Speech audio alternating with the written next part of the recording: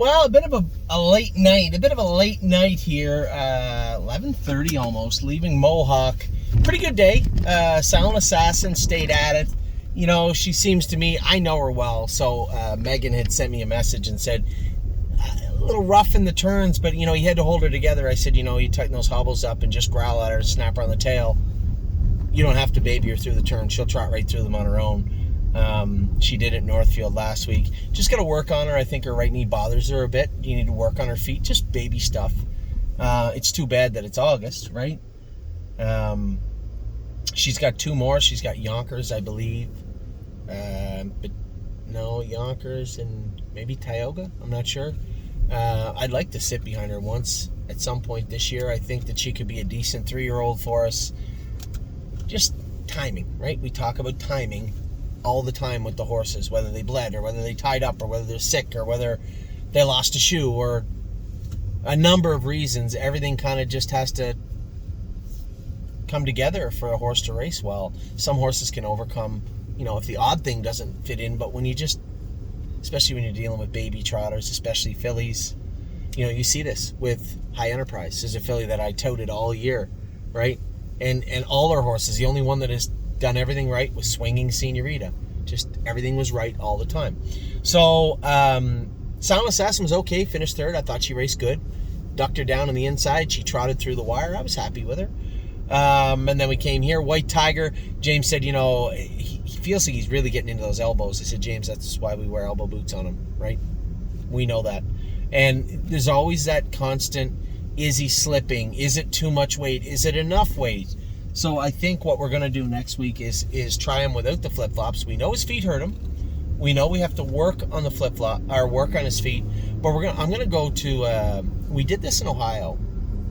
And I'm a creature of habit, same as any trainer.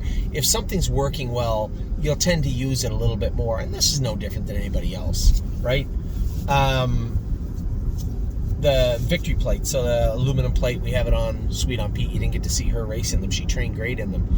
And a number of other horses that had flip-flops, but with the heat, the tracks just seem to be peeling away that much easier. And they need a little bit more support. But with the flip-flops, they're just spinning their wheels. So how do we mitigate that? How do we fix that? It's a problem. It's not an easy fix. Just because they say, oh, we'll try this, doesn't mean it'll work. So I'm always hesitant just to switch everything over. But a couple of shoeing changes needed tonight. I think we're going to switch a little bit on White Tiger, go to that plate with a straight shoe so he can grab a hold of the track well. Other than that, I thought the horse raced well tonight. I don't think he did anything we haven't seen him do 100 million times, it seems like, before. Should have been second, but finished third. We've had this conversation multiple times over multiple years with this horse. But that's White Tiger. Locatelli dug down deep to win. A little bit of mucus there, no blood. A little bit of mucus there, a little bit of redness, so something we can work on. This horse is slated to race in the Maple Leaf Trot on the 26th, and he's not there yet, but we're trying to get him there. I was so happy to see James race him hard tonight. You know, I tripped him out in the mud. He fell off the gate. He made that break on me the week before. I was so happy to see him race him hard tonight. You know, 55 and a piece, 124. He needed that stretching tonight, and happy that his scope was pretty good. Certainly nothing we can't work on. Very happy with that. And then I guess disappointing was Grace tonight. Again, the allergies playing a role with her.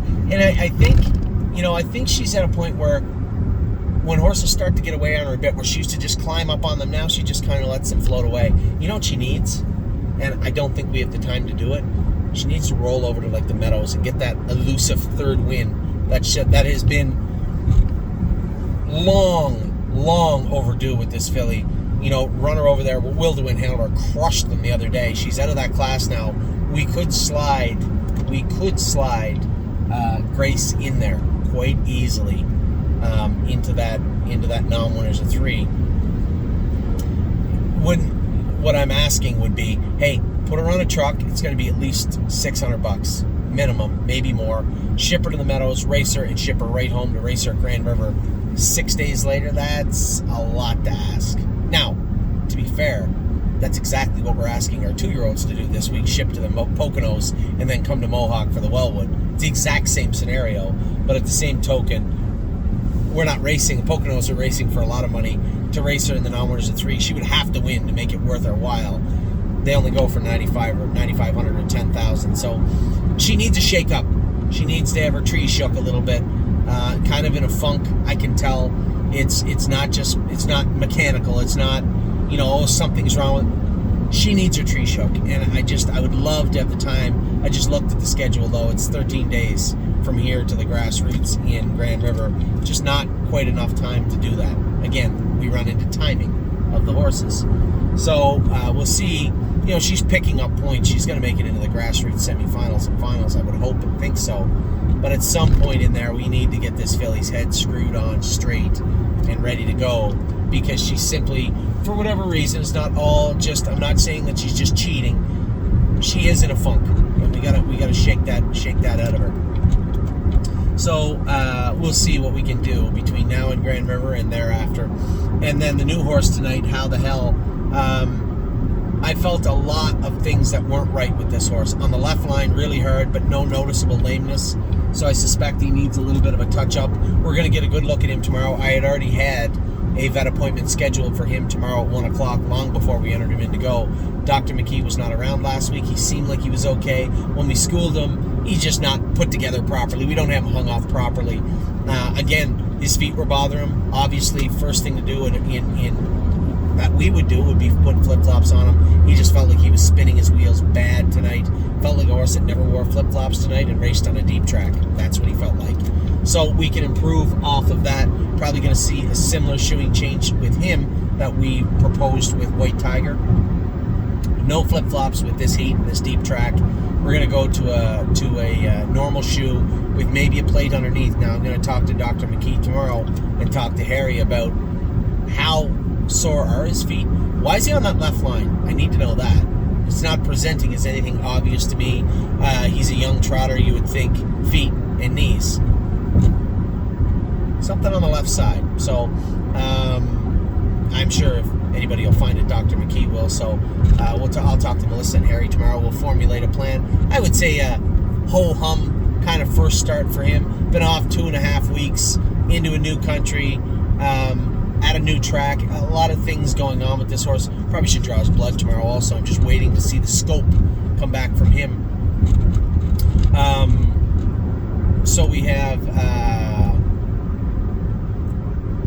Grace, as I said, she's in a funk. There's no two ways about it. And How the Hell. Now, How the Hell, just need to get to the bottom of this guy. I see a lot of improvement ahead for this guy. Got to get him off that left line, that choppiness. I can hear him chewing at himself. Everything I'm telling you is part and parcel due to those flip-flops. I'm almost certain of it. Just the way he kind of struggled in the last turn, and then he came out of the turn, hooked on that line. He was running out bad down the lane. Sure, he's got some things that are biting at him that we have to work with, but anything that would cause me to have any alarm, any concern.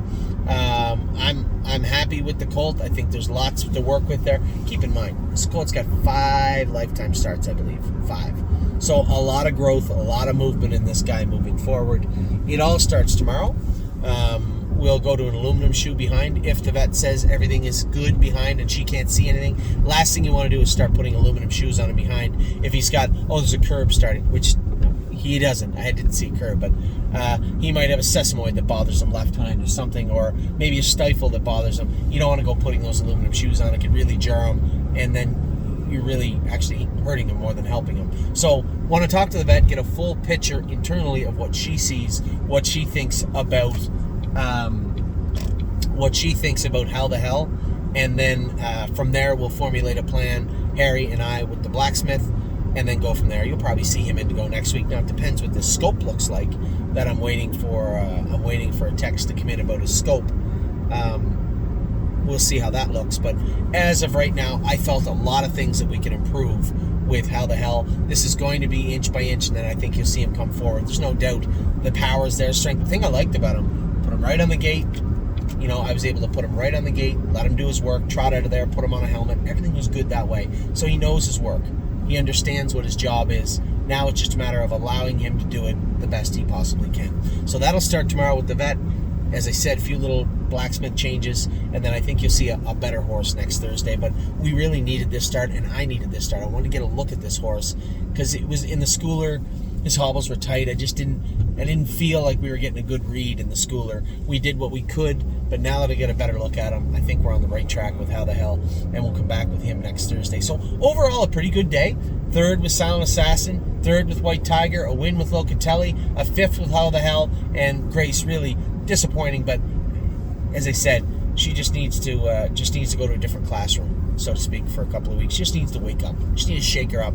I wish we had 16 days to the next stake. She would be at the Meadows next Thursday, get that third win, and I guarantee you she would prance back into the barn. I just think it's too tight, too close, and you're asking too much of her. So we'll see I'll take a look again at the schedule for, and you may say, well, Anthony, can we not go to Grand River? No.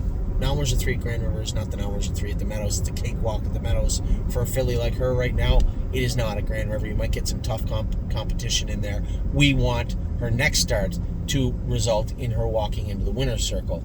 So, and I don't want to waste that win. It's still good money, 9,000 American. You're looking at what, 12 Canadian? I don't want to waste it with a win in, Kawartha Downs or somewhere where they're going to race for $5,000, $6,000. So, decent money.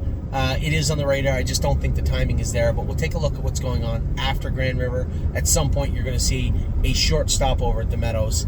I believe that's exactly what she needs. So, with that, I'll let you guys go. Decent day. Big day tomorrow. We get some horses at the Urbana Fair. We get some horses racing here. Gandalf's in tomorrow. I'm going to take some time, maybe sit down with my wife, watch the races. I might actually, that's not true, I might actually head to Northfield Park tomorrow. I'm going to stay overnight in Macedonia at the house, and then I have to go Wednesday to the Meadows. We're training everything Wednesday at the Meadows. Big weekend coming up. We have Sintra will be in Saturday in the Gold Cup and Saucer Eliminations. James said he's going to go drive Sintra. We also have on Sunday all our the PA parade that we have this year is in on Sunday. Swinging Senorita in on Sunday. Patrick DePrano will be racing. For those of you who don't know yet, Wally Hennessy is going to drive Patrick DePrano on Monday. I thought my brother Mark would go down, but he couldn't commit. He said, I'm pretty sure I'm down towards the latter part of the week. I said, good, because regardless of what James does, he can't drive in the final. That's the Wellwood here. I had a good conversation today with Dexter Dunn about Captain Carter Michael Dio and about the Wellwood, whether he can make it, if he can make it, what we're going to do. So we have plans underway for all the horses. So although it wasn't a big day, obviously for me, it was a very productive day. We got a lot done, and I'll talk to you all very soon. Take care.